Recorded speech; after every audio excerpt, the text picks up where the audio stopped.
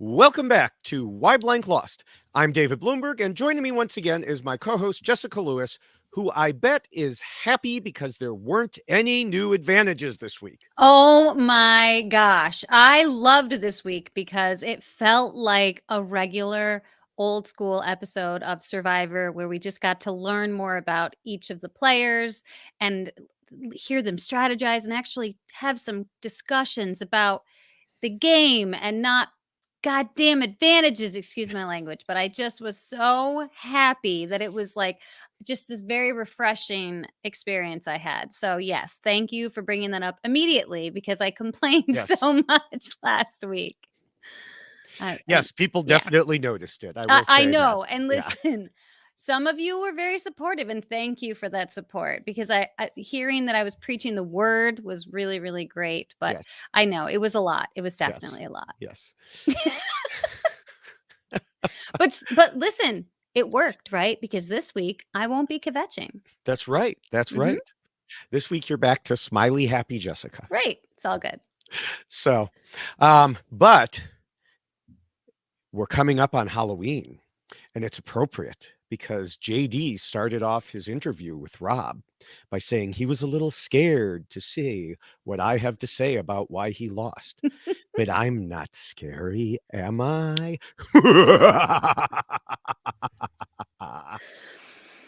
That was great.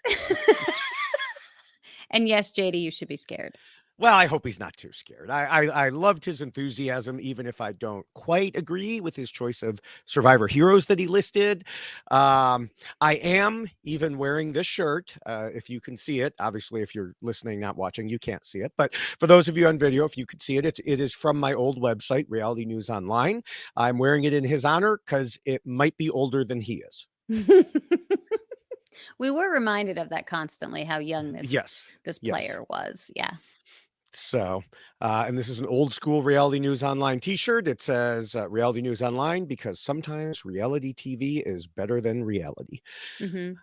So, now the reality was that I was wrong, massively wrong in my prediction because I predicted the genie would be the easy boot if Ua lost, and it sure looked that way to me anyway from most of the episode. I have to admit that I was even predicting it on Twitter up until Jeff read the votes. I did start to lose a little bit of confidence as the show went on, but it was still a surprise. Well, I don't even remember who I picked I because think I you was so agreed that annoyed. Genie was the obvious. Yeah, I think I just don't wanna do predictions anymore, so I was like, "Whatever you said." 'Cause Well, I'm that could so be. bad at them. It's just a joke at this point. Well, yeah, but yeah, Mhm. well, now speaking of predictions, mine, of course, was that Voce would win, and you know, You really wanna remind people of that? well, there's a reason for that Okay, because we okay. need to flash back to last week's podcast Mhm. where I told you the story from Deep Survivor Throat about how Voce was right to correct Jeff in his discussion of the odds of the shot in the dark. Mm. Mhm. Um, and I managed to get kind of a half-hearted David, you're right out of you for both of the Davids. Yeah. But then I posted the official David, you're right video on Instagram, and Voce himself commented that we need you to put more oomph into it to I show that you know. really mean it. He didn't appreciate my David, you're right. He really didn't. But listen, I've been with you for a long time now, and it's hard for me to really say those words sometimes. All right, come on, let's go. David, you're right. All How's that? right. All right. We're putting that on the soundboard. If I had a soundboard. I should do it more like Michelle though, and just be screaming. Yeah. Yeah. I also sent that to my kids and they were like, "Yeah, I have no idea what's going on here." Yeah, It's okay. amazing. I understand. It's Uh, great. So now, good. something else this week that we wanted to discuss is that normally during the podcast, you'll hear us give out like a half dozen different links to various things. Mhm. And I'll be like, go here, go here, go here. Well, now you don't have to remember or write all those Mhm. down. Nope. Instead, we have one specific link for you. And that is Ta-da! robhasapodcast.com/yxlostfeeds. Okay. That's yxlostfeeds. By going to that page, you'll find links to so many of the different things we mention here each week. For example, there's my updated rules. There's that right there. You can click on those.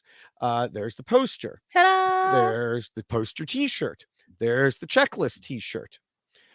There's us on Twitter. And of course, there you can subscribe to the reality TV wrap-ups, and you can go to Patreon and become an RHAP patron. Everything is there in one nice package. Yes. Very easy. So that does take us to the next item that we always talk about, which is why we're actually here. It's strange we're giving out the links before we talk about why we're here, but we are. And that is to compare the rules that I created back in before JD was born to his game, as we look at all the non-spoiler information available to us from what we saw on TV, interviews, social media, and Paramount Plus clips, if they ever do anything there. They're not going to. Just accept. They better put Ponderosa stuff on there. That's all I know. I will say that the Ponderosa is always phenomenal, and I'm sad when they don't include that. So yeah, so they better put Ponderosa, and they'd better put juror thoughts at the end of the season, because those are always very helpful. Yes, very helpful. I mean, they basically, when we discussed why Adam won both times, those help tell the story for the people who were like, he just won because he told a sad story. No, right. The jurors were talking about how he should win before he ever told that story. Right.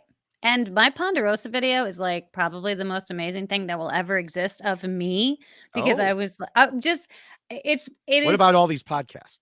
Okay, well, these are awesome too. But when you are like looking good and you're like, I lost all this weight, and I'm like, okay. I'm like tan. I was like, yes, it was. And plus, I will say this too, that obviously it was very heartfelt because it was talking about my husband, but James Seal, who put it all together, is just so incredibly talented. So I just feel like he should be appreciated for the incredible work that he does on those Ponderosas, because, oh my gosh, they are beautiful. They are an absolutely beautiful thing to watch, in addition to providing great information. Yes, yes. So then to go on to some of our other links here. You're like a professor today with the way that you're handling the screen. There will be a quiz. I love it. There will be a quiz.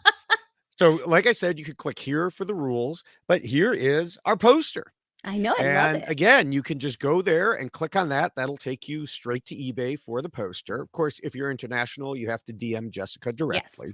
Yes. And I will apologize right now because I owe someone a poster. It was supposed to ship out yesterday, and it won't be till Monday. How could you?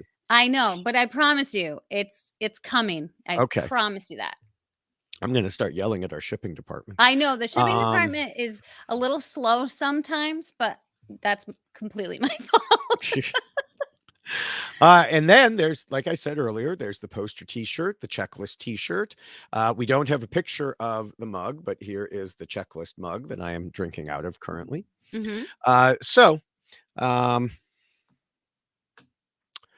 So yeah, we can see now.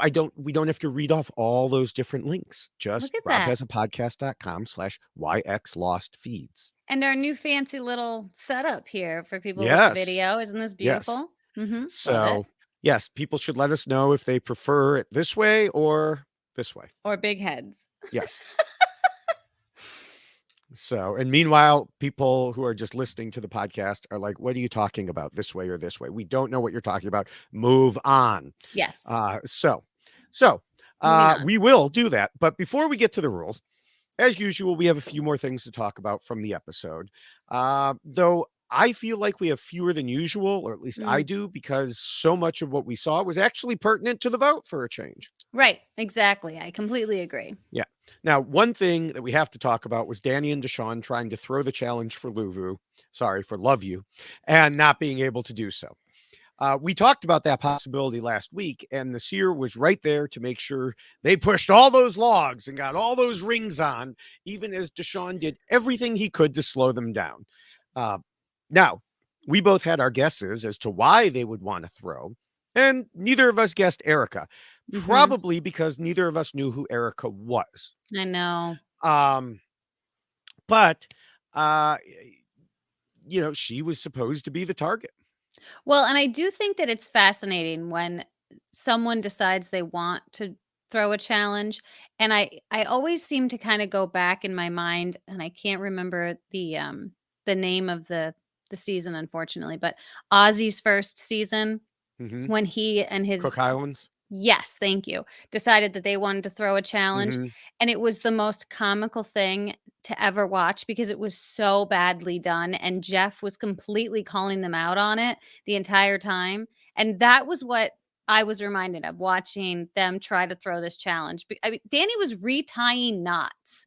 No, I think it was Deshaun. Well, Oh, I was don't. was it Deshaun? I think so too. But yeah, I Someone mean, was retying yeah, knots. I know. I It's was like I laughing the thought that whole was time, so I hysterical. don't Yes. remember who was doing what, but somebody Yeah. was retying knots, and it was comical that they still couldn't lose. Yeah. I mean, I think back to PG in her first season Oh, where they were yes. trying to do a puzzle and they purposely threw a puzzle piece off the Mhm. board so that they And we're could never get. laughing. Yes. Yeah, Yes. And yeah. yeah, exactly.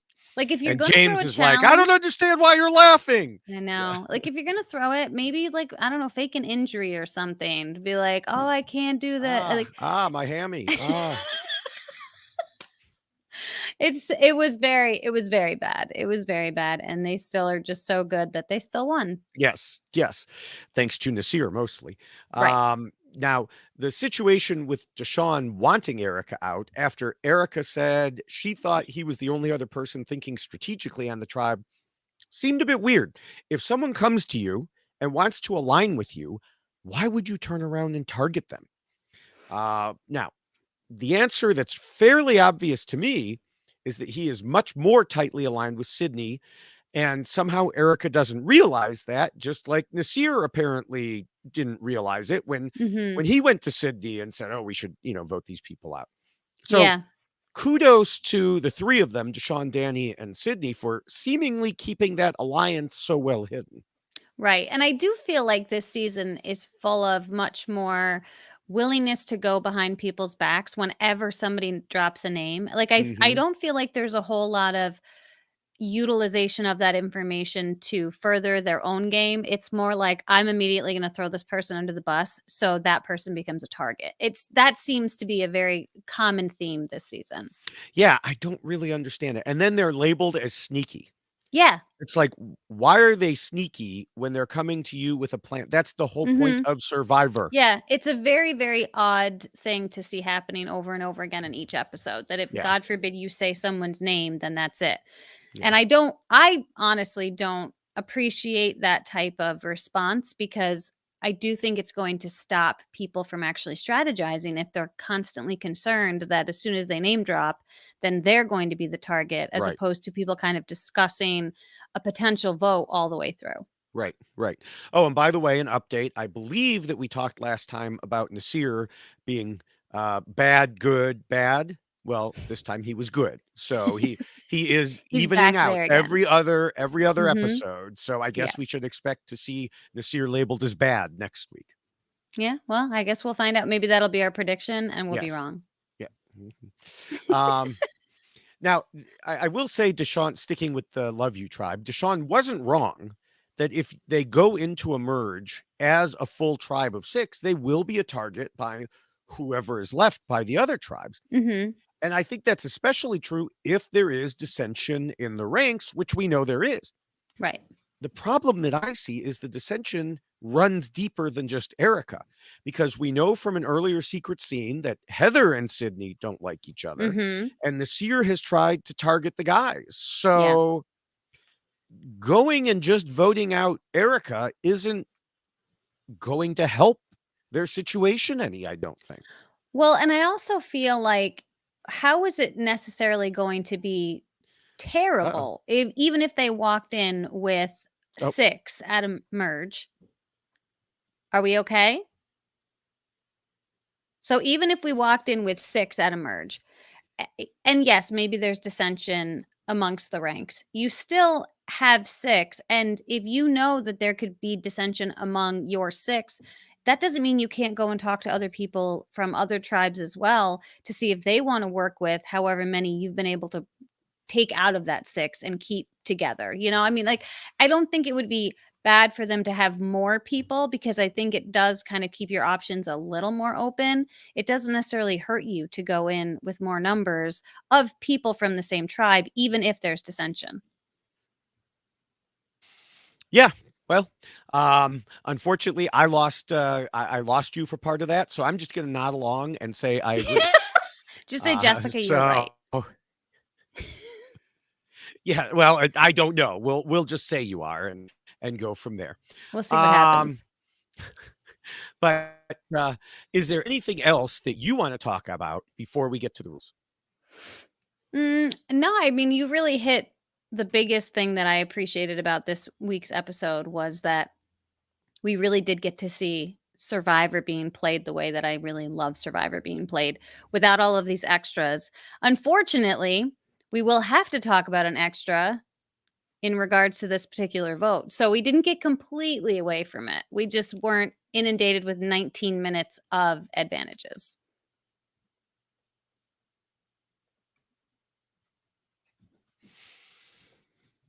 All right. Well, I lost you again there. I'm sorry. We're having some connection problems here. Hopefully, they will go away as we continue. Otherwise, it's going to be a very interesting conversation.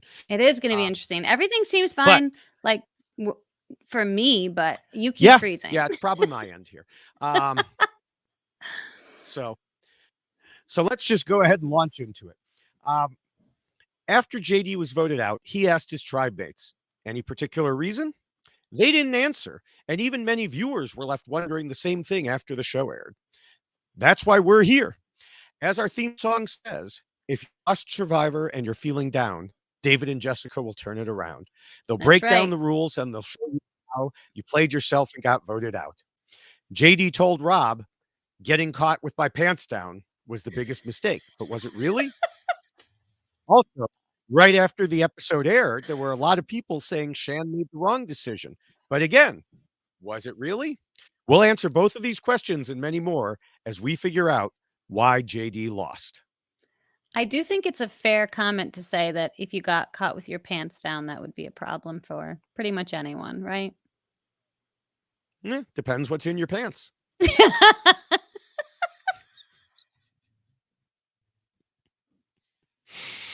On that note, the first and still most important rule talks about the need to scheme and plot.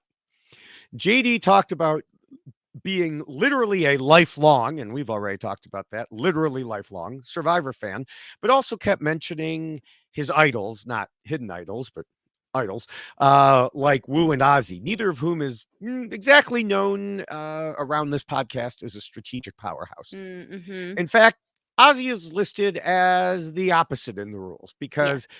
he kept talking about, and this was when I was still interviewing him, and I interviewed him multiple times, and he would always talk about how he intended to play more strategically, but then he didn't do it. Right.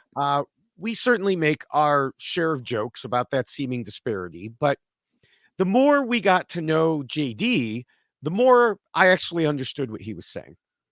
When he was young, players like Ozzy and Wu inspired him. And indeed, I could certainly see kids being drawn to people like that. Mm-hmm. JD didn't say he was going to base his strategic game on what Right. they did, or at Right. least I don't remember him saying that.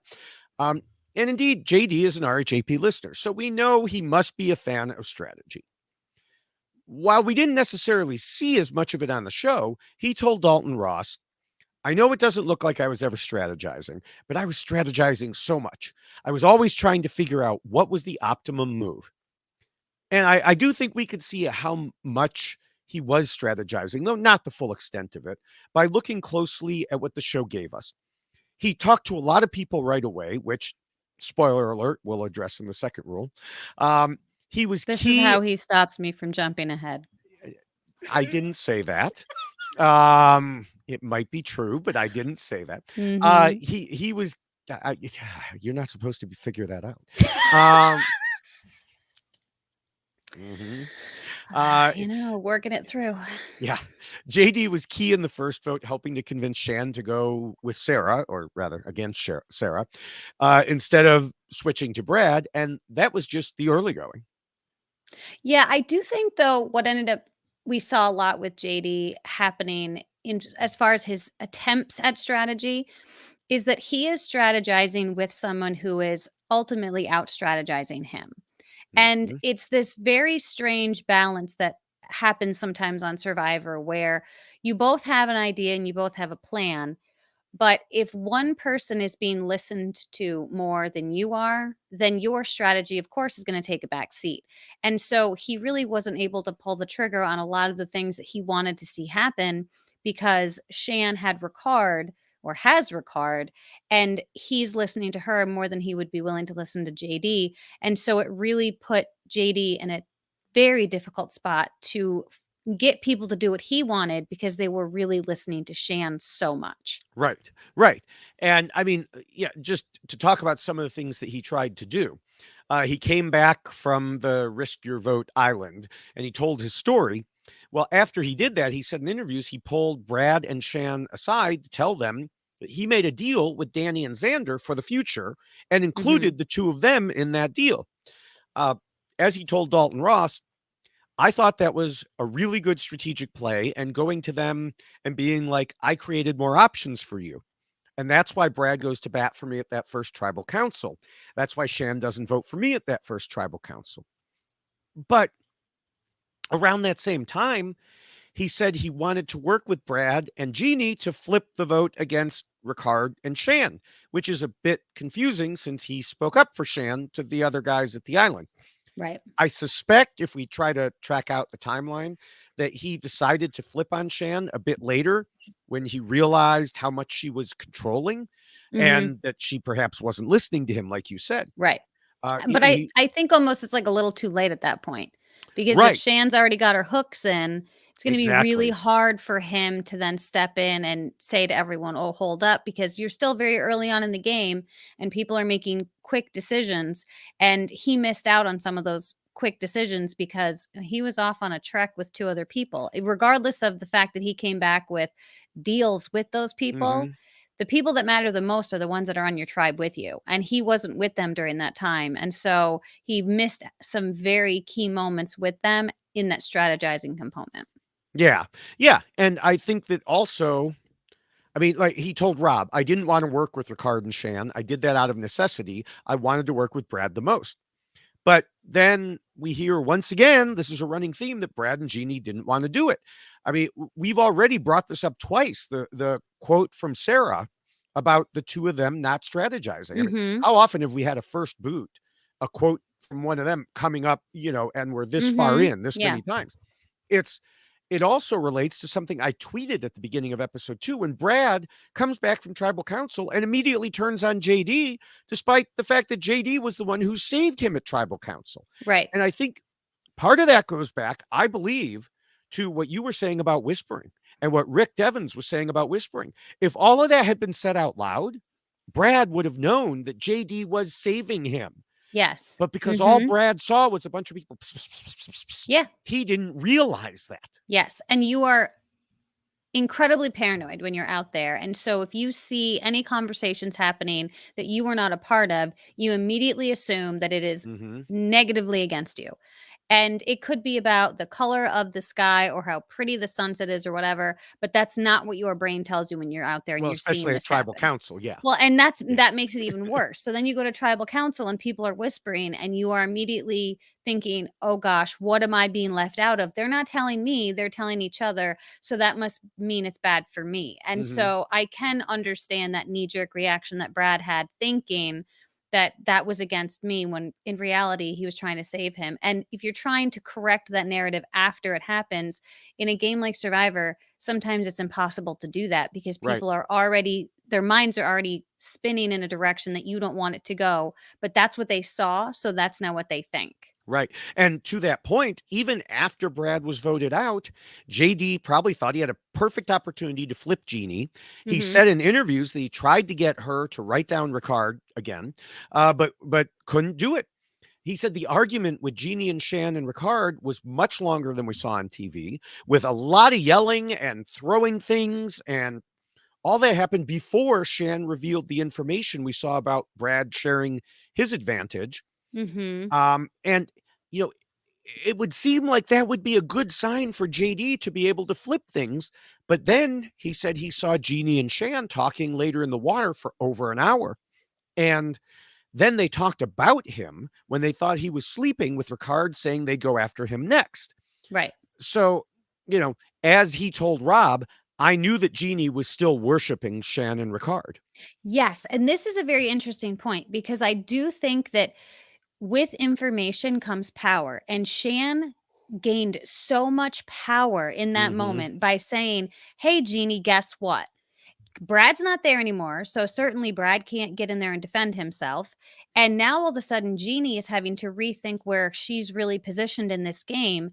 And Shan's got all of the answers that Jeannie needs. So, of course, she is going to go to Shan because she wants to be filled in. She wants to know if Jeannie is someone who doesn't want to strategize and doesn't actually strategize when she's out there, she's going to need to rely upon someone who is. And all of a sudden, Shan's got everything she needs. So I really can understand why Jeannie went to Shan, but it's also got to be so frustrating when you're JD watching this all happen. Oh, yeah. But that's where Shan's power is coming from, because she has all of the answers. Yeah. Yeah. Now, one thing I did want to bring up that's a little confusing to me is that Shan said, Jeannie, you didn't know this, but Brad had an advantage and he only showed it to me. But in Brad's interviews, he made it sound like he had discussed it with Jeannie, because he talked about how, well, the only thing we could have done was I could have given it to Jeannie and Jeannie could have stolen JD's vote, but that wouldn't have messed it up, because you and I even discussed that no, you actually could have stolen Ricard's vote, which would have made it okay.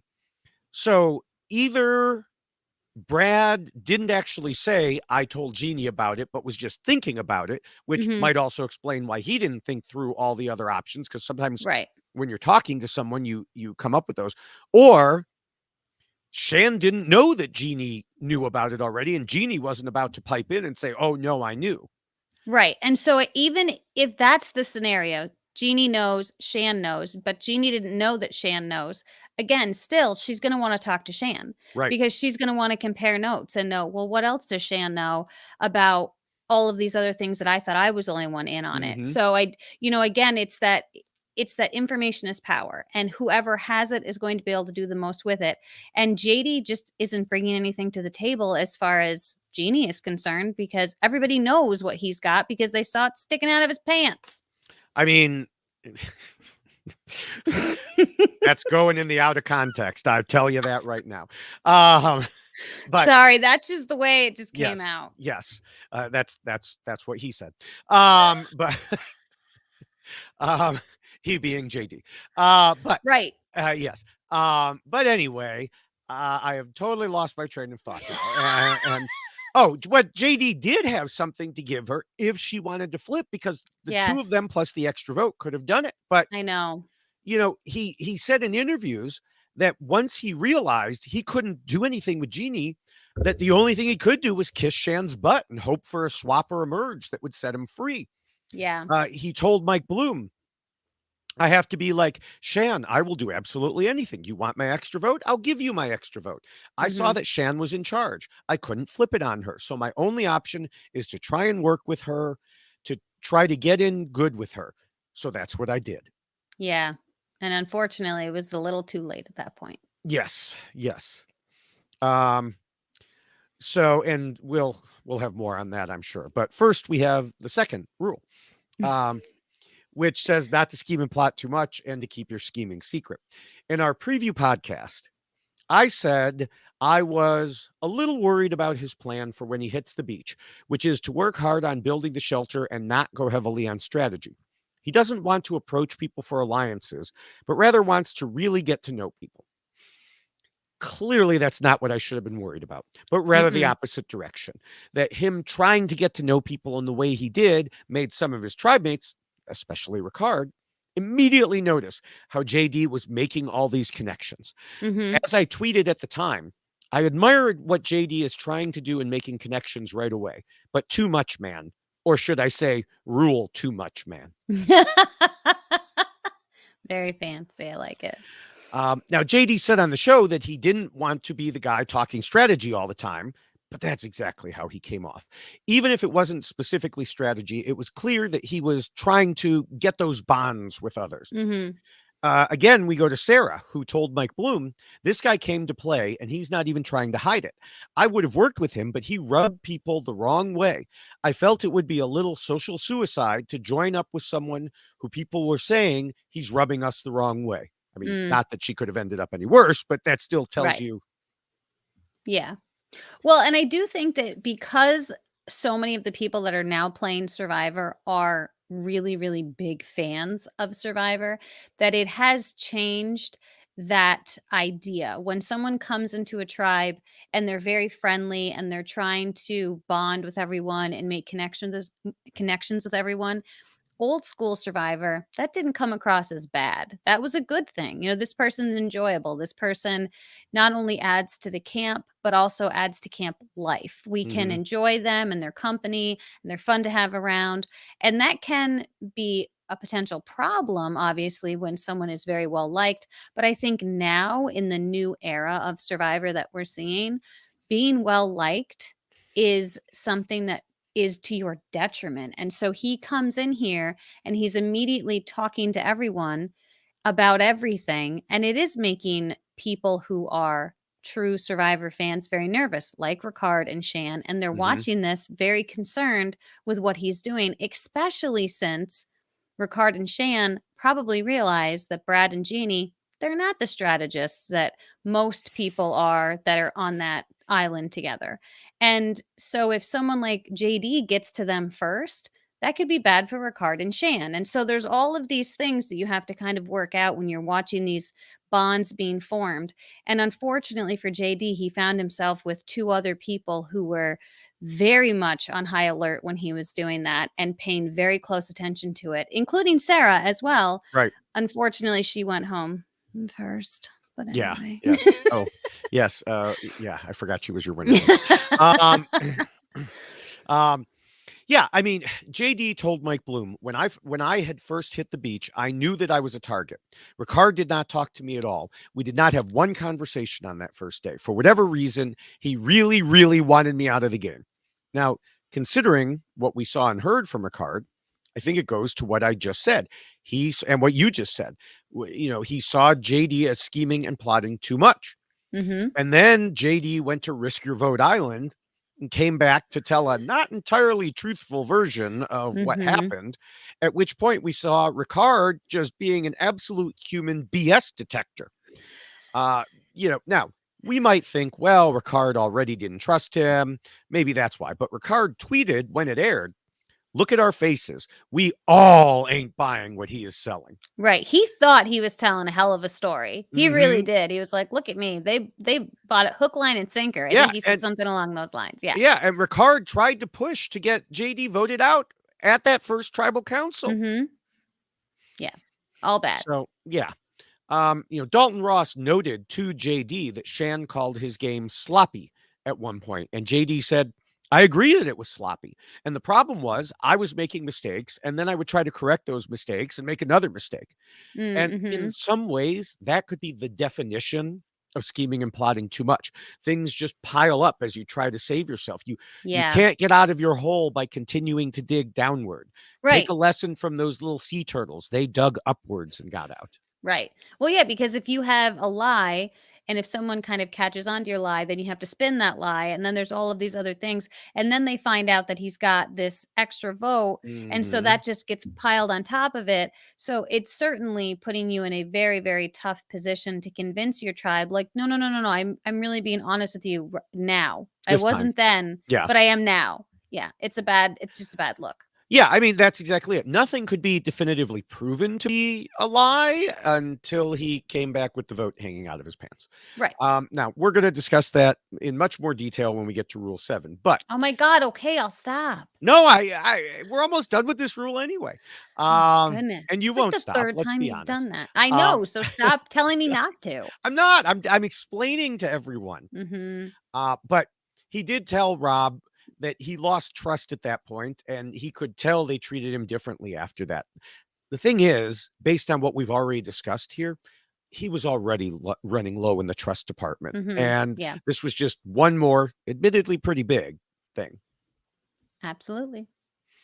So the third rule tells players to be flexible. Now, I think it's pretty clear from the discussions we've had in the first and second rules that if there's one thing JD was, it was flexible. He wanted to work with Brad and Jeannie, but once it was clear that that wasn't going to work, he switched his plans and tried to work with Shan. And Mm-hmm. then when Brad was voted out, he tried to go back and get Jeannie on board. And then when he saw that wasn't going to work, he went back to, in his words, kiss Shan's butt. He tried everything he reasonably could. Yeah, but it's again, this is very similar to what we talked about just a few minutes ago.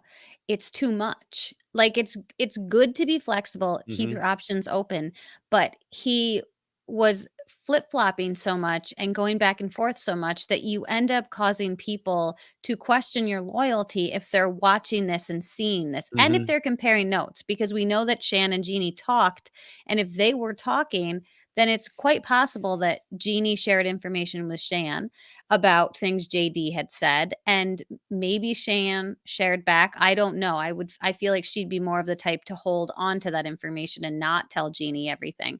But so you do end up finding yourself even further on the outs because you're trying too many options. It's like you got to lock yourself into one person and then let's see what else is out there. JD was kind of hopping all over. And when that didn't work, he was going to try something else. But eventually it's going to come back to bite you. Yeah. Yeah. All right. Well, the fourth rule tells players not to let their emotions control them. And I know JD was very excited to play the game. And I suppose we could say his emotions ran away with him in that regard. But we've already addressed that in the second rule. So do you think there were any other situations where his emotions took over? No, I think if anything, he was just he didn't hide much, I guess is basically the simplest way I can put what was happening with JD. I think a lot of the things that he did came from an emotional place for the love of playing the game of Survivor. And maybe that negatively affected his ability to control things that he was doing because he was like, I'm playing this game and this is so amazing. And I want to be like Ozzy and I want to be like Malcolm. And perhaps that had some inability to let his mind be clear and just play the game because he was trying to live this dream that he's had for so many years. But it's kind of like a weird mix with him because I don't think that he let those things control him, but I do think that his emotions were certainly a huge component in what he did in the game and how Hmm. he portrayed himself. Yeah. Yeah. Well, the fifth rule is all about the social game and reminds players they need to pretend to be nice. Now, last week, I jokingly asked you if Brad was nice enough, and I think we have a similar situation here. Once again, I don't think we have a player just pretending to be nice, although maybe somewhat with Ricard. But I think in general, he's just a really nice guy who was having a blast. Yes, I completely agree. And he was really trying to make those sandbags land up there. It was amazing. Yes, yes. Incredible. Now, the sixth rule warns against being too much of a threat. We know he wasn't too much of a challenge threat, based No. especially on what you just said. Now, last week, we combined this with the seventh rule because of the various advantages that Brad had. This week, I don't really think that the extra vote was what made JD a threat. It was just that he was not as easily controllable by Shan. And we already discussed how he wanted to flip on Ricard. So the threat was just that of a player who wouldn't be loyal, not really anything more than that. See, I somewhat disagree with you here because No. yes, I can do that. That's what this discussion's about. So I do think that that is a very succinct point about he just wasn't as easily as controlled. like Jeannie will be. And I absolutely 100% think that that was part of the reason why Shan did what she did, because Mhm. she wants someone that she knows she can control. And we've already talked about how JD was all over the place. But I also think that it was kind of like the straw that broke the camel's back, that Yes. he's also got this additional vote. And even though he gave it to me and I'm going to hold on to it, Shan and her, I wish I knew her song that she hums because I would hum it right now. Mhm. Mhm. So I think that her, like, I want to play this game moment was not only if I think Jeannie is going to be more easily controlled, well, then there's also this extra vote thing that I get to keep because I've convinced him to give it to me. And how awesome would that be if Mhm. that's what I pull off? So there is this like, so it doesn't make him a threat. It just makes him much more enticing to vote out. It really Yeah, does. no, yeah, totally. Um, and, yeah, I mean, I think that leads nicely to the 7th rule, which covers idols and advantages, including how to handle them. Now, one way you should not handle an advantage? In your By leaving it pants. hanging out of your pants. Is that an idol in your pants? No, I'm just happy to see you. Um,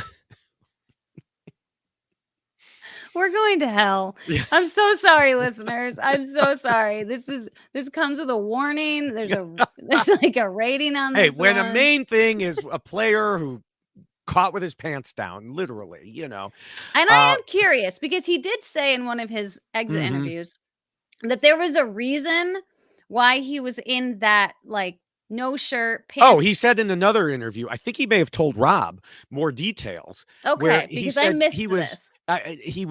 he went down there for the potty break, but then they were also doing confessionals down there, but then he was told, "You gotta go back up there," and he was, like, putting on his shorts, and he got those on, but he still was carrying his shirt, and he didn't put his shirt on because he was told to hurry back up there. I don't buy it. And if he had put his shirt on, it would have covered that.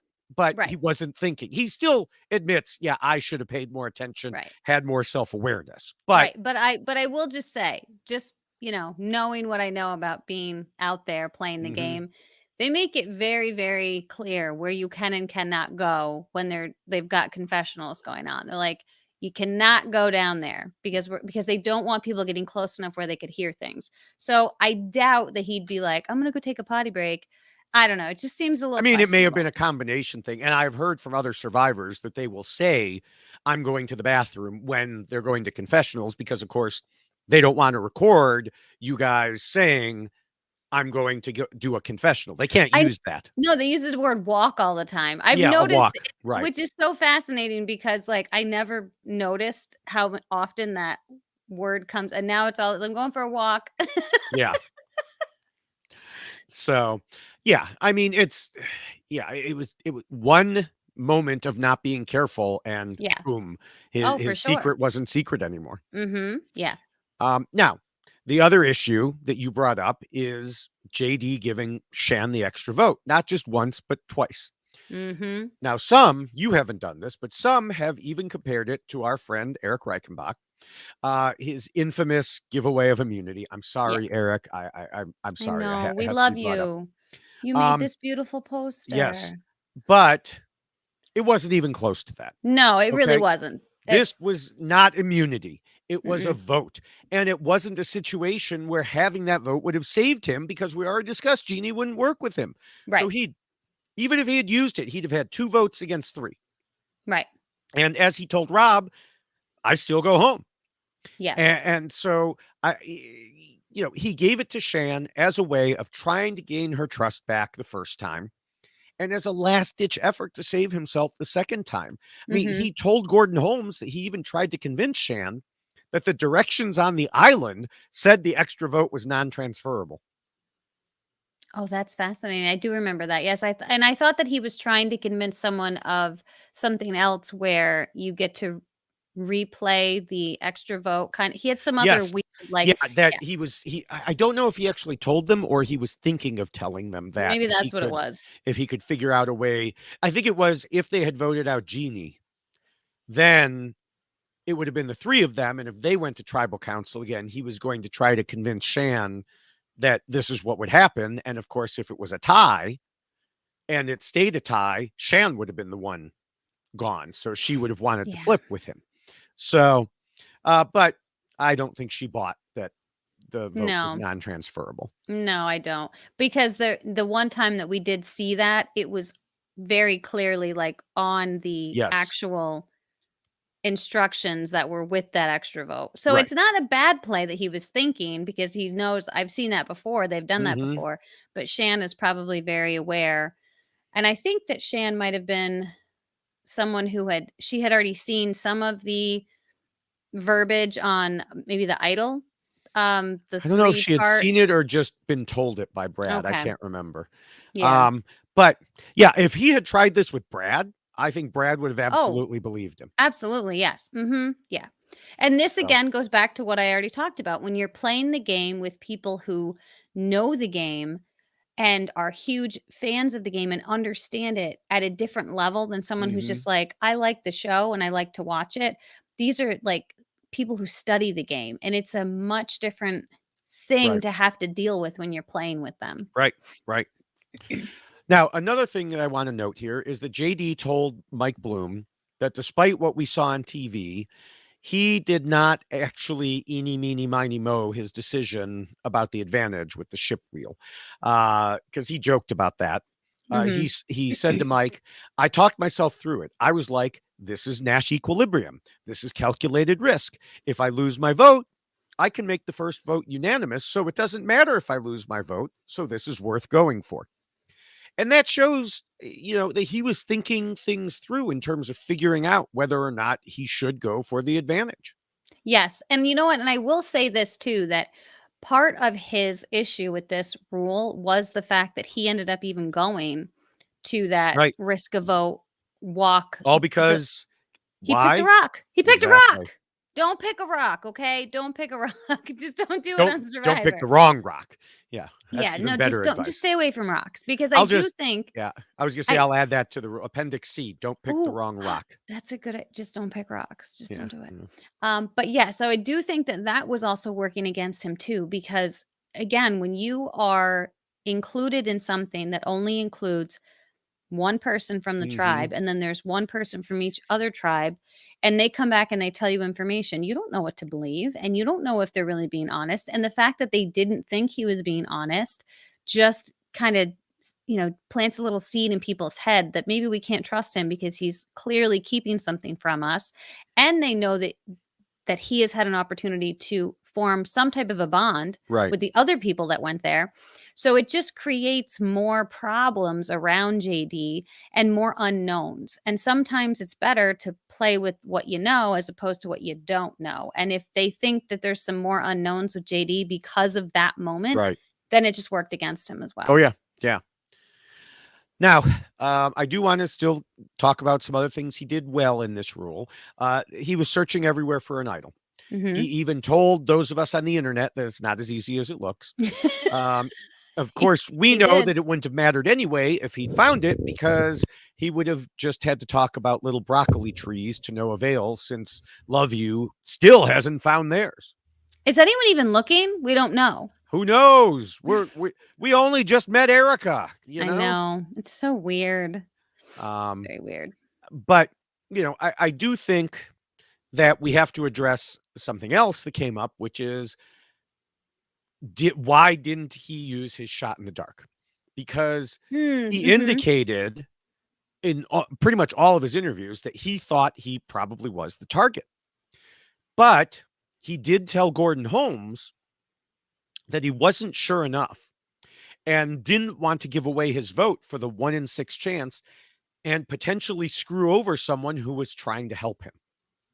But let's think about this. If he had, there's 6 of them, right? Yes. Well, So, no, no, no. I'm talking this. There's 4 of them. This vote.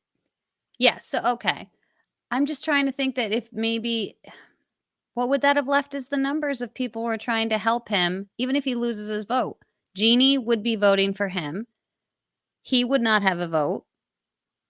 And then if 2 other people are voting for Jeannie, it doesn't matter.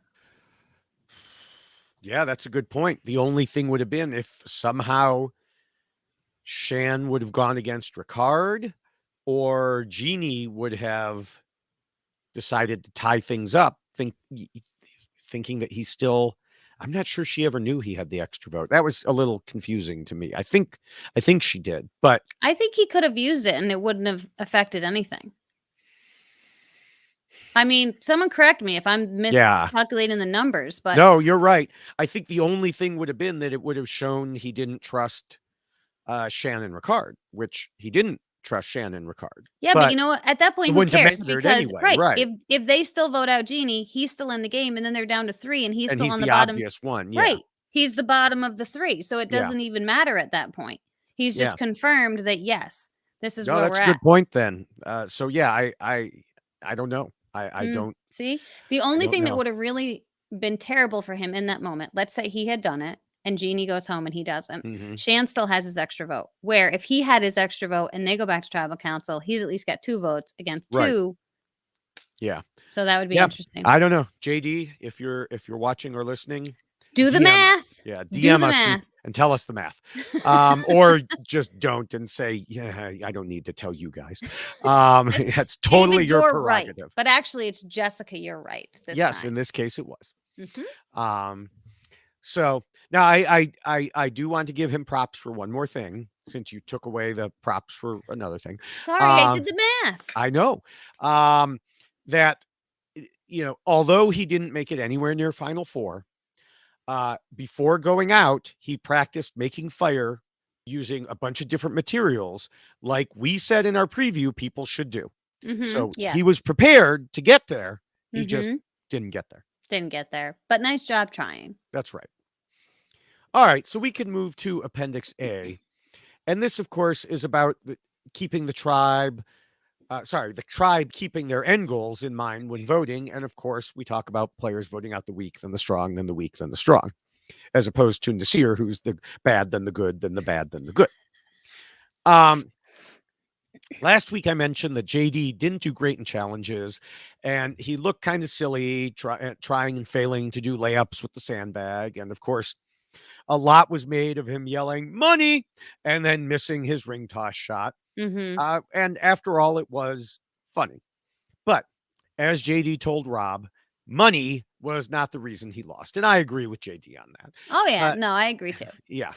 He pointed out in interviews that they switched up on his tribe to have different people try the ring toss, and nobody else landed a ring. He was the only one who could get any of them.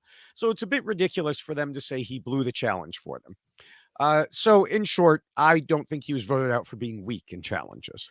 No, but I do think that when you are on Survivor and you're participating in these challenges, you can't get overly confident or too excited too soon. Just let it be. Just let it ride. If you're doing great, just do great. If you're doing bad, just do bad. It's like one of these, like, you don't need to shine a light on it. I feel like he was trying to talk himself up. Like that was a shout out to himself. Like, this is the money shot, and maybe.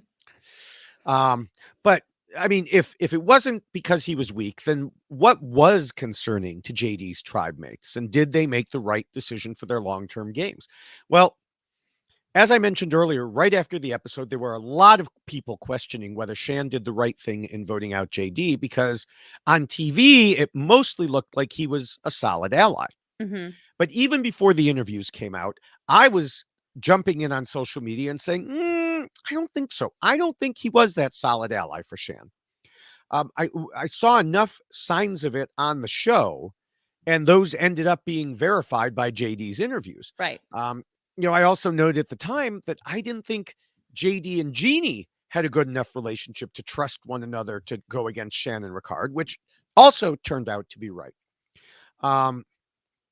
So, as I said, the question was if Jeannie really did trust Shan. And when I say, as I said, on social media, clearly she must have trusted Shan somewhat, because she didn't play the shot in the dark. She voted with Shan against JD. So whatever Shan said about Brad may have struck home, like you discussed earlier. And that led to a deeper discussion that we already covered. Right. In the sixth rule, I said, this is like a Survivor flashback to 24 hours earlier, 2 rules earlier. I said, I said this before. Yeah, it was previously simply on rule 3. Yeah. Um, it was simply that he was not as easily controllable by Shan, and we already discussed how he wanted to flip on Ricard. Well, I do think, and I know we already discussed a lot of that, but I do think that explains a lot of it. We've Yeah, heard time and time again, and we've already discussed it. Jeannie isn't a schemer. So if Shan was able to get Jeannie back on her good side, she knew Jeannie wasn't going to flip. Jeannie right, is not going to befriend her or refriend her, um, and and then secretly go off to JD and say, "Okay, I've got him right where I want him." right, Um, now JD, on the other hand, was another matter. So keeping Jeannie rather than JD made a lot more sense. right. Just last week, flashback, we talked about Shan sharing the mindset that it's most important to have loyalty. Yeah, and I do think that another component to this is what was most concerning to Ricard and Shan was day 1, JD trying to befriend everyone and playing up, that social Mhm. game, possibly strategizing with everyone. And if you're thinking merge and you're worried about how you're going to fit in at a merge with the other people who are now all part of one tribe, if JD is someone who is likable and personable and can connect with people well, that's going to be very concerning for Ricard and Shan. Mhm. Jeannie is going to be looking to Ricard and Shan for guidance and help coming into a merge because she doesn't want to strategize. Right. JD wants to get in there and wants to do these things. He doesn't need help. And so that is also very concerning to Shan as a long term game continues on. Is he going to play the game with her or against her? And again, it's one of those, if she's got Jeannie in her pocket and can control Jeannie, great. She can't control JD. And I think Shan was completely aware of that when she made this decision. Yeah. Yeah. Absolutely. Now you talked about some concerns that Shan had. I have something else here that is a concern potentially for the future for Shan and Ricard. And this doesn't specifically fit in any rule, but probably makes the most sense to discuss here, either because we're still in Appendix A or because we're done with Appendix A. Either way, I find it interesting that despite the way UA seemed to be acting like they were a family, all that, well, now JD told Gordon Holmes he respects Shan's game move, but he isn't going to be sitting down with her for a drink anytime soon. They don't talk. They haven't spoken. Oh, Yeah, that's what um, he said that in another interview that he okay. has not spoken to her since. And then on top of that, Ricard subtweeted JD after his interviews saying, for someone who never wanted to work with me, they sure worked with me a lot. Mm, Now, I think we already kind of covered that. JD doesn't need us to defend him, and nor do I want to get in the middle of this argument, quite frankly. right. But, we did say earlier, JD was working with them out of necessity, he said. Mhm. Um, Ricard, I don't know he may not believe that, but that's Right. between them. But my point here is while JD obviously isn't the jury, and thus, we're not talking Appendix B yet, this does make me worried about how Shannon Ricard will be viewed going forward. Mhm. If they act towards future tribe mates at the merge, however it is they apparently acted so far. Mhm. I'm not saying they did or will do anything wrong. It may just be a situation of simply one side not seeing the other's viewpoints, Right. hurt feelings, something like that. All that's completely understandable on Survivor. Mhm. You would know that. Uh-huh. But sometimes we can gain a bit of insight even from early boots and how they describe some of their tribe mates, like we have with Sarah. We're still Right. getting meat out of Sarah's interviews here. Yeah. And I just think it's something we should keep an eye on going forward. Yeah, I mean, and the other thing too, just to piggyback off of that, it's where if Shan and Ricard are starting to feel very sure of themselves in their game and how they're playing because things that they've wanted to do have continued to move forward the way that they want them to, that they might end up coming across a little too sure of themselves when they get into a merge. especially because they're going to be down in the numbers. And Mhm. so they might not present themselves as someone who's like on a drowning, like on a raft that's sinking, I guess, because there's only so That was few of Erica, us. as shown by the imagery. Right. So I think it will be interesting just to see how they try to integrate themselves into a larger group of people. Will they come across as I need help? I don't think they will. And I think they'll come across as I want to run the show and let me do that. And I don't know Mhm. if people are going to let them do that. Right, right. It's about time to wrap things up. So, Jessica, what are your final thoughts? Money. So here are my final thoughts. Does that mean you're gonna blow your final thoughts because you I want money should, for it? right? Yeah, I should have thrown something when I said yeah. that. So I do think that JD was someone who came into Survivor having very big ideas, almost delusions of grandeur of how he wanted to present himself to the world as a Survivor player. And that's not a bad thing. He was looking at people who were very, I don't even want to say well respected, but revered Survivor players. People that might not be known so much for their strategy, but people who are just known for the type of survivor they were. They're actual survivors. They're people that can go out onto an island and they can thrive in that situation. And I think that's what JD really wanted. He wanted to be that person that people could look to and know that JD's got my back. JD will help me. JD will get me through. But unfortunately, JD wanted the combo. He wanted to be that Woo or that Aussie, but he also wanted to be that master strategist and really know everybody and know the game and be playing with everyone and keep his options open. And it just became too much. And he just couldn't manage all of it because he was playing with other people who were thinking very similarly in regards to strategy. And so JD found himself in a very, very tough spot early on in the game because he was up against Shan and Ricard. And Shan and Ricard, unfortunately for JD, bonded very quickly, probably while he was out on his trek going up that very large mountain to go spin a wheel to risk his vote, and found himself then kind of on the outs. So unfortunately, JD's just combination of game didn't work out for him.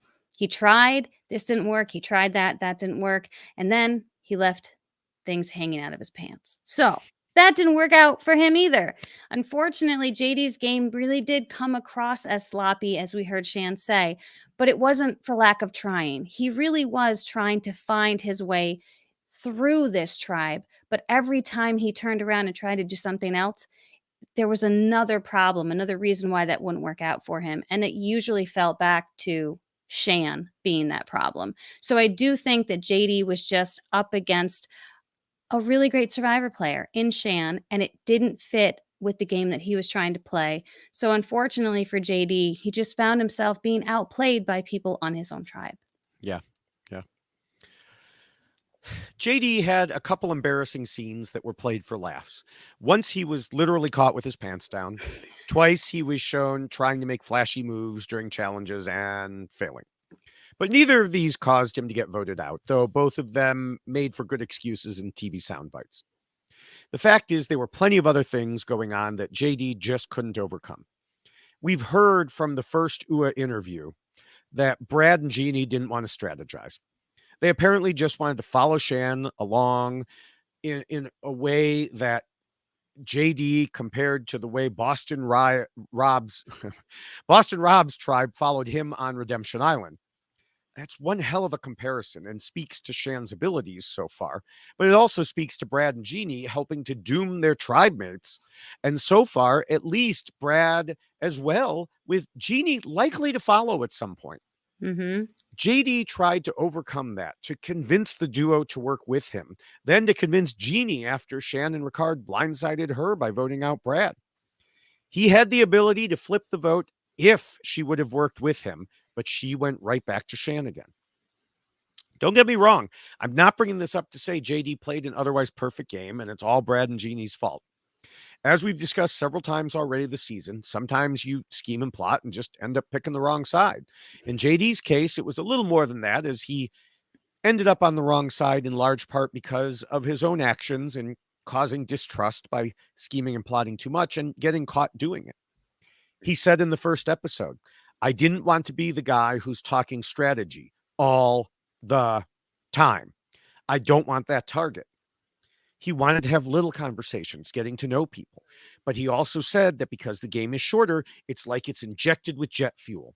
And to some extent, so was JD. Just as Ricard and Shan saw how amped up Brad was, they also saw that in JD early on, especially Ricard seeing that, it seems. Sometimes a player can recover from a situation like that, especially if there are bigger tribes. But Ua was down to 4. Shan and Ricard were in charge, and Jeannie was apparently willing to stay loyal to them even after being blindsided. JD had no ability to fight back and undo what happened. And that is why JD lost. And hopefully that wasn't too scary. I don't think so. I think he'll be okay with that. So, except there were a lot of comments about his pants. Sorry, JD. That is true. That is true. All right. Well, before we get to our predictions, let me remind everyone that Professor is back.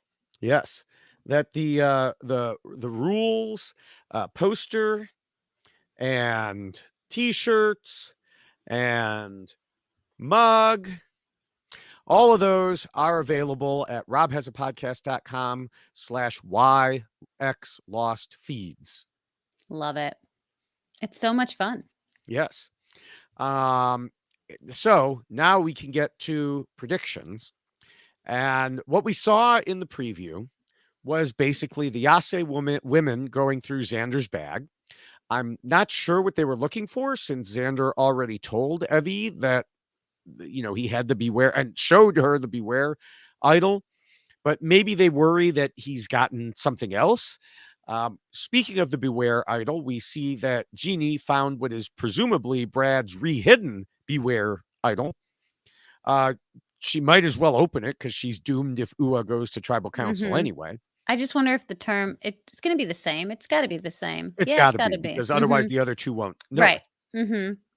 Which brings me to this. The question is all of this activity related to someone on Love You finally finding their part of the idol so we can hear about goats on AstroTurf? I really don't like this. Well, if that's the case, it's so silly. It is, but if they do find it, then both Ua and Yase better hope they're not the ones going back to tribal council. Right. Because they both have, they have a tribe of 2 tight people and 1 outsider who has the idol, and 3 tight people and 1 outsider who has the idol. So nobody wants that idol to be found on Love You. Right. But in fact, I am going to predict that Love You finally does lose an immunity challenge. I was going to say the same thing, and I'm not just making that up. I really was. Maybe they're going to successfully throw it this time. Maybe they'll sit out Nasir. If they do, it sure seems like Erica is in trouble. Well, they do have to sit out 3 people. Oh my gosh, you're right. So half the tribe has to sit out reward and half has to sit out immunity. Yeah, that's crazy. Like, it's going to be 3 people in the challenges. Yeah. That's weird. Yeah. But anyway, I was saying, it seems like Erica is in trouble.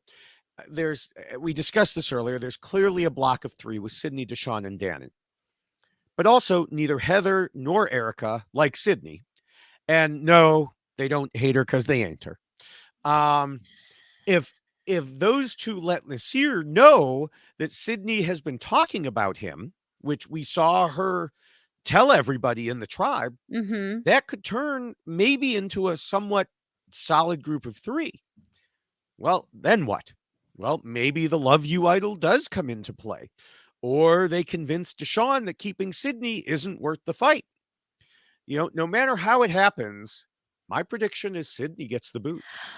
Oh, I like that, because I predicted her, I think, 2 weeks ago, because my concern with Sydney was that she is talking too much, which is interesting that then we saw that same type of thing transpire this past week when they were trying to throw the challenge to get rid of Becky.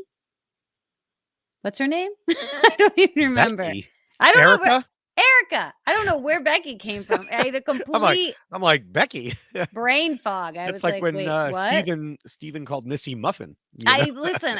I know very little about this tribe at this point. Nobody does. Right. But so I do think that it will be interesting to see if they all kind of come to a head. But I do want to spend a little bit of time on what happened with the last challenge when Heather was struggling so much. And Mm, I know that they were very supportive of her and they really wanted to help her through that and support her through that. But I'm curious if that's going to come back on her as well, because if they are thinking to themselves, well, we want to go into the merge with numbers or not, it depends on what their view really is. Like, do the numbers matter? They don't matter. I think you want to go into the merge then with the people that are going to be strongest in helping you maintain your position, right? And hmm so if they know that they've got Sydney, they might not be so quick to get rid of her, even if she's running her mouth and saying things about other people, because she's on their side. If Right. you've got any dissension among the ranks and you've got some people who are not necessarily on their side, they might be more desirous of getting rid of that person. And so if Sydney doesn't like Heather, but they really like Sydney, they might just want to keep Sydney happy. And they might say, well, Heather's not really going to help us later on anyway, because she might not ever, win immunity. But hmm so I do think that there's a lot of potential ways that that vote could go if the idol comes into play, obviously. But I do agree that there is going to be, I think Love You is going to be, but then again, let's think about this too, because now I'm just thinking about the three. If you have to sit three people out for hmm reward, and if they do both, they might just do one. I don't even know. They're still going to have the strongest tribe if they pick the right three people. Yeah, So the if they do, but I mean, it right. depends. I mean, they may decide that it's a really awesome reward and they want to go for it, or they may be hamstrung. They may save their three strong guys, and then the immunity challenge is a big puzzle, and they're all like, ah, Oh, crud. and that's true too. Erica Yeah. was our main puzzle solver. Yeah. Well, and it'll be interesting to see where it's going to end up. But I think that hmm Heather might find herself in a bit of a predicament just because there did seem to be such an emphasis on that last challenge where she was clearly having a difficult time. They really wanted to support her, but I think that they might not be desirous of continuing to do that. Yeah, But then again, they have the numbers, so that might not even be an issue for them. They might not right, care about that. right. So, who is your actual prediction then? Is it Heather? I'll go with Heather, Okay. even though I don't there's just something about that whole editing from last week that I thought was very interesting that they were spending time on it. But then maybe it will play in, but I feel like that has something to do with what's going to happen. So I'm going to say Heather because I do think that they will be more interested in keeping Sydney around because they've bonded and they've shared a bunch of information. Yeah. Okay. I'm sticking with Sydney. You know what? Yeah. I think that's a great pick because I do think that there are things that Sydney is saying that just continue to blow my mind. Yes. You just hate her because you ain't her. No, I don't hate her. I really don't, but I find it fascinating with just some of the things that she's been saying. Yeah. I just it's one of the things she said in pregame was that she didn't want anybody to know. I think she's from like Beverly Hills or something. Like she's like, I don't want people to know I'm from Beverly Hills. They're gonna know. Yeah. Like you don't have to tell them. They're just gonna know. Yeah. So yeah. So, all right. Well, as we begin to wrap up, I want to encourage people to check out the RHAP patron program. Now, you can either do it at robhasapodcast.com/yxlostfeeds or robhasawebsite.com/patron. And each week, I list out all the benefits of becoming a patron. But this week, I want to give a special shout out to Megan and Paul, a couple who met through the patron group.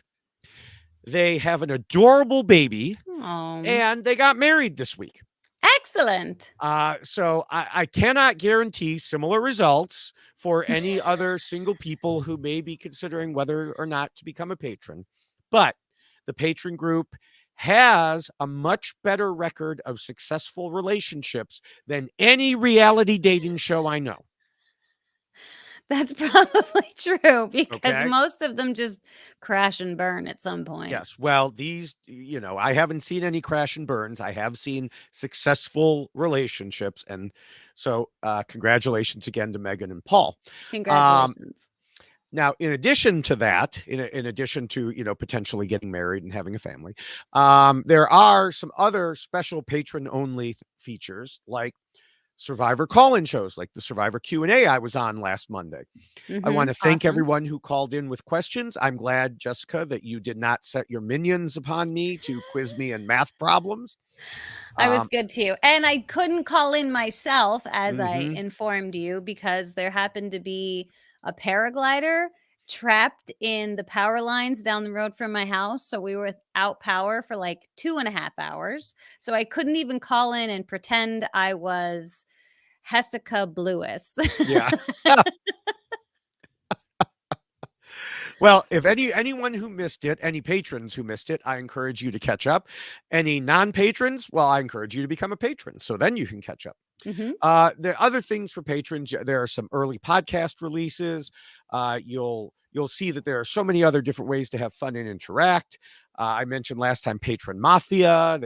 They've done Patron Family Feud and more. Rob still has other patron call-in shows, show with Nicole, and there's the Facebook groups, and there's what's that called? Discord. There's Discord too. So it's just go and join. Again, Rob has a website.com/patron or robhasapodcast.com/yxlostfeeds. That's right. And once you get to the Facebook groups, make sure to say hello. Or you can say hello to us on Twitter. I am at Jessica Lewis 89, as you can see down here. And he is at David Bloomberg. You should follow us both. We do live tweet. And I say this every week, as does David. We live tweet during the episode. So if you don't want to be spoiled, I am so very sorry. I put hashtag survivor on everything that I tweet during that time frame to warn people. So mute me if you don't want to hear that. I apologize profusely for that. But so we do live tweet during the episodes. We also tweet throughout the week just about both the show and just things throughout life. So you should follow us both at Jessica Lewis 89 and at David Bloomberg. Yes, and of course, feel free to use the hashtag for this podcast, YXLost. Yes. Also, everyone should immediately run out and follow me on TikTok. Yes, Yes. you heard me right. TikTok. I am at David_Bloomberg because someone stole at David Bloomberg. You should have done like at Y blank lost or something. Yeah, but this allows me to post other things if I want to. So, Oh, and you will too. probably. Now, I did post my first 2 videos already. And I have You're another a one planned TikToker. shortly. Yes. And it has at least like 60 views on one of them. Now, We're not up to 1 million yet, but you'll get there. yeah, right. My goal is to become an influencer. Um, now, earlier, I also mentioned Instagram because I posted one of the videos on Instagram as well. So I'll go ahead and give that address too, which is also different because someone took all my other preferences. So I'm David.E.Bloomberg there. There's so many David Bloombergs in the world. It makes it hard for you, doesn't There it? really are not.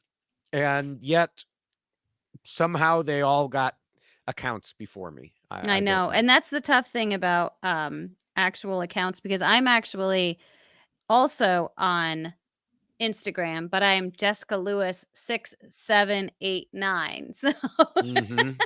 so yeah, there's always something a little bit different. So yeah, if you want to follow me there, that's where I am on Instagram.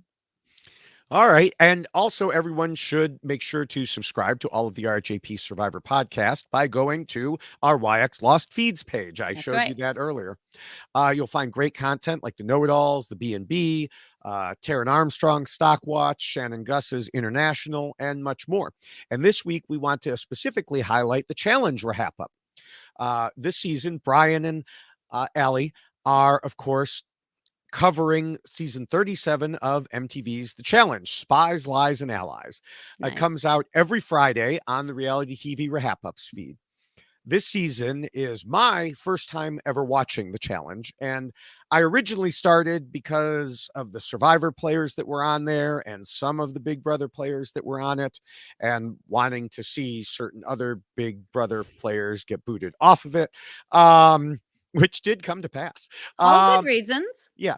And I've kept on watching. If you're new to the show like I am, they will fill you in on this podcast on everything you need to know to jump right in. That is how I learned about it. I Mhm. listened to the podcast. Come for the recap of the show, stay for the chaos games and social media messiness. Nice. I love it. All good and entertaining stuff. Mm-hmm. And now can I thank people? Absolutely. I know you're, like, throwing me off because you're, like, being a professor and you're switching things up on me. I don't know what's happening That's anymore. right. I might throw any slide up there and you just I know never you know. said it was gonna have a quiz, like, I don't know what to do. Oh, Okay. yeah. Okay. Don't worry, kids. No quiz today. Ah, I'll look be at the good that. professor. Very nice. So I would like to thank Scott St. Pierre for all of the editing that he does for Why Blank Lost and RHAP. He does editing on everything. So thank you so much, Scott, for all of the incredible work that you do for not only us, but everyone on RHAP. And then also thank you to Will from America for the incredible theme song that you did hear referenced today during the podcast. And Mm-hmm. it was also a tweet that David Bloomberg did post as well. So thank you for that. Incredible little soundbite. Will, we love it and appreciate it. Thank you. Yes. And I want to add the thanks to Scott, especially for picking the cover image of the video last week, which showed me holding up the David, you're right sign. So that was a very good cover image. Mhm. Yeah, So how much did you pay him for that? I will not disclose any deals that may or may not have been made. It is a Uh, fun little thing every week to see what that's gonna look like. There was yes. one time that I was like this. Yes. And lots of times I'm like, so, and again, people who are just listening, this is why you should watch the video, because Right, they right have now you no have idea no what's idea what we're happening. doing. So anyway, and of course, thank you, Jessica, for another great week. I am so happy that you are happier right now. I know, and thank you, David, for not only allowing me to complain last week because I know I did a lot of it. And see, I'm a much different person when You I are. right, like, I'm more enjoyable, like, I'm not complaining about how terrible the episode was because it wasn't terrible. So, thank you for letting me complain last week, and, I always appreciate you talking through each episode with me. This is always fun, and I'm glad that it was a happier moment for me, for sure. Yes. Yes. So with that, we will see everyone in a week. Bye.